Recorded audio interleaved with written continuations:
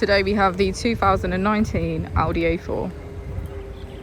This vehicle has done just over 69,000 miles.